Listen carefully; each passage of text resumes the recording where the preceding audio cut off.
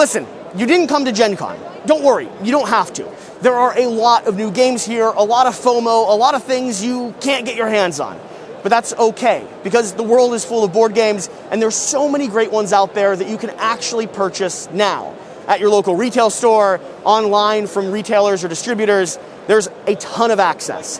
In this video, I'm going to show you the 5 games that you don't have to be at Gen Con to buy, that, if you don't own already, are worth considering depending on your gaming group. Whatever you do, remember, make smart decisions, get games to the table, because that's the point of this hobby, and make sure you're enjoying it. It's not all about FOMO, it's more about getting together as a community. Let's go check it out. Radlands is going to be one of those games you do not have to be at Gen Con to purchase, and you can actually get this deluxeified copy if you go to Roxley's website. They always have it readily available, or you can pick up the standard box at any of your local retail. Now, why is this on my recommendation?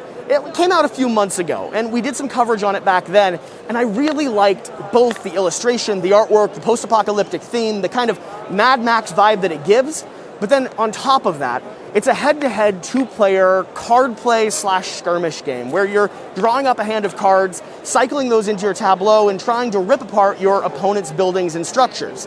It's a brutal fight to the death, plays very quickly, and has a lot of strategic depth in it with a ton of variability because the bases are always different.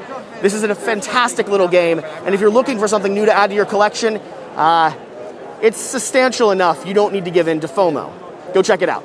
Quirky Circuits is going to be another pick. Now, it came out a little while ago, but if you're not familiar with it, don't let the cover underwrite just how fun, weird, and wacky this game is. It is a fast-playing, family-weight game. You can play it with any of your, local game groups, but I also like sitting down with Devin West and Shira and diving into this. It's a helter-skelter racing game where you're playing in sort of a Toy Story environment, racing your cart down this living room environment or the kitchen environment, bumping into chairs, smashing into walls, and trying to get your circuits to align so that your cart goes in the right direction.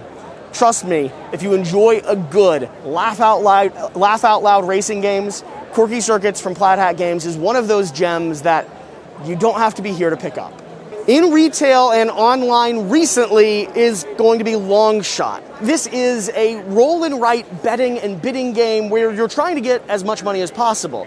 You'll be rolling some dice, moving some racehorses, and doing your best to either invest in ownership or bet on the right steed. As someone from Kentucky, I like a good, clean racing game. It plays quick, it's very concise, and honestly, if you like roll and writes, this is a unique one to add to the collection. Doesn't take up a lot of shelf space, and trust me, you're gonna have a good time. There's another game called Air, Land, and Sea, but I'm gonna be honest, Critters at War, which is a reskin of that, is by far the better version. The mechanics are solid, the artwork is adorable, and you can trick more people into playing it with you, and it's available at retail. Now, Flies, Lies, and Supplies will be here soon. It's one of those exclusives that was announced here at the convention. But that doesn't change the fact that this, as a standalone product, is a gem of a game. You should absolutely go pick it up if you don't have it already. It's a head-to-head 2-player where you're playing cards tactically into a row trying to battle against lanes, with the object of the game not winning every individual battle, but knowing when and how to pull your punches so that you win the overall war. Full of strategy, plays quick, and it's an amazing head-to-head couple or 2-player experience. All right, the last game is going to be one that you can actually place a pre-order for now that'll ship in about 2 to 3 weeks. It's Night's Fall from Red Raven Games, and any of you that have been watching the channel know that I'm a big fan of Red Raven. Ryan Lockett does some incredible stuff, from art to design to the storytelling in his games. Now or Never, Near and Far, Above and Below, Sleeping Gods, there's some gems out there. This is the first title that they're actually bringing, which is a team versus team game. So a 2 to 6 player. He said he loves it at 4 players, where there's knights defending the realm and demons rushing in to try to take down and open the portal. You can either play it as a bit of a campaign with a longer story, or you can do one face-off giant epic battle where you're trying to be the knights who each have asymmetric powers defending the realm and waiting until morning to keep everything alive, or the demons who are rushing in, taking down the knights and scoring points accordingly. It's got a lot of variable powers, looks like a lot of fun. I'm going to try to demo it tomorrow, but for now, you should probably go order it.